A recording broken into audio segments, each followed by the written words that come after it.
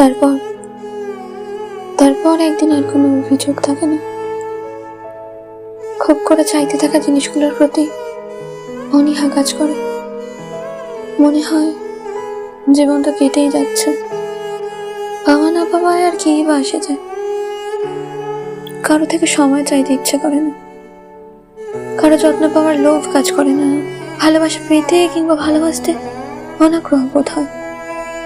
কথা বলার আকাঙ্ক্ষা থাকে না, নেই অভিমান অভিযোগ, না থাকে আর অপেক্ষা। সবকিছু এতটা স্বাভাবিক মনে হয়, কোনো কিছুই আর অবাক করে না।